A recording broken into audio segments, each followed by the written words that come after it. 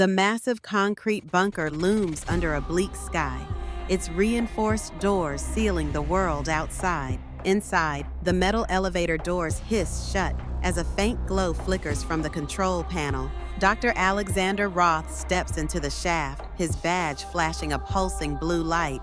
An intercom crackles, welcoming him back with a calm, automated voice. He clutches a confidential folder marked Confidential, MK Horizon. The control lab hums with low-frequency noise as rows of machines and oscilloscopes flicker in the dim light. Colonel Harper greets Roth with forced optimism, his uniform crisp against the stale air. Harper declares the next test could end the war without a shot, while Roth warns that it could start one inside the mind. A chair surrounded by antenna coils holds a motionless test subject, wires attached to his scalp. As the room watches in silence, the folder's cover glints with a faint holographic shimmer, hinting at the unknown future of Project Horizon. Roth checks the instruments as the subject breathes heavily in the dark test chamber. The nervous technician announces, "We've tuned to 7.83 Hz brainwave resonance, sir." Roth hesitates, then flips a switch, and a low hum deepens, feeling like pressure in the skull. The subject's eyes snap open, shining with sudden awareness. The subject whispers, "I can hear someone talking inside." Roth replies, "That's just the field effect," while trying to stay calm. Panicking, the subject shouts, "No, it's you!" Roth screams as the machines spike and smoke rises, filling the chamber. Roth cuts the power, plunging the room into sudden silence. From offstage, Harper calls, "You'll refine it tomorrow," while Roth looks at the subject's blank expression. Roth sits at his desk, the lamplight casting a trembling glow as he scribbles his notes. He writes the line "Subject reports auditory intrusion," identical to operator's voice. Suddenly, a faint hum reverberates, even though the machine lies silent. A whisper drifts through the room, pleading, "Alex, why did you do this to me?" Roth freezes as the old radio on the shelf flickers on by itself, crackling with static. From the distorted speaker, a voice warns, "Don't turn it off. Don't leave us here." He yanks the power cord, unplugging the radio as his pulse races. A single, slow knock echoes down the dark corridor outside his door. He peers into the hallway, but the darkness reveals no one. Silence settles again, leaving Roth alone with his racing thoughts. A stark command room interior with a large glass window looming in the background. Dr. Roth stands before a holographic display, pointing at flickering neural frequency graphs. The holographic screen shows unstable frequencies crossing into deep neural resonance with bright red spikes. Two stern military officials listen intently, their faces set in determined concentration. Dr. Roth warns that the frequencies are unstable and could cause people to hear thoughts that aren't theirs.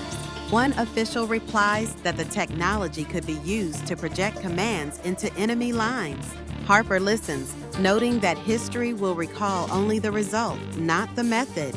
Through the glass window, a dozen soldiers sit restrained in test chairs, eyes fixed on unseen monitors. A close view reveals one soldier's nervous expression as a faint neural interface glows on his temple.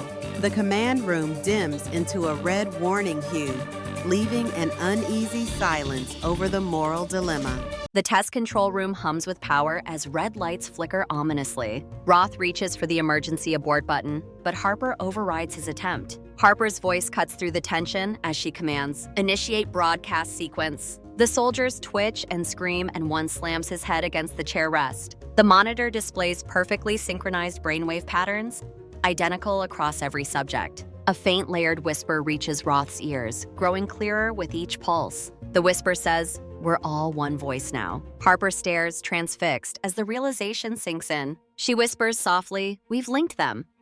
As bright energy begins to surge, the lights explode, flooding the room with a blinding surge as the experiment reaches its climax. Emergency lights flash in a deserted corridor as alarms echo. Dr. Roth sprints down the hallway, his badge glinting under the red strobe. Heavy doors hang ajar and exposed wires dangle like broken veins. In the dim light, he sees figures walking slowly in perfect silent sync. Each figure's eyes are black and dilated, staring unblinkingly. The figures stop, forming a line that blocks his path. In a chilling unison, they speak, "Dr. Roth, stay, join us." Roth backs away and drops his badge onto the cold floor. A voice whispers from the shadows, "We are the signal now."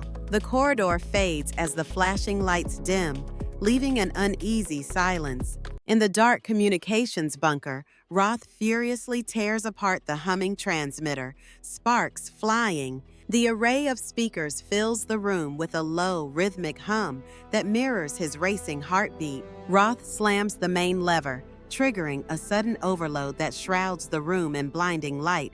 A torrent of white light floods the bunker, washing away the darkness in an instant. Hours later, the burn test chamber stands silent as a rescue team steps inside. Amid the wreckage sits a lone chair, holding Roth's headset that hums with a lingering frequency. A young soldier reaches for the headset, his gloved hand trembling. He whispers about the strange sound as the faint hum grows louder. The captain orders to shut it down, but the frequency swells ominously. Project Horizon, officially terminated in 1963, status unknown, fades to black.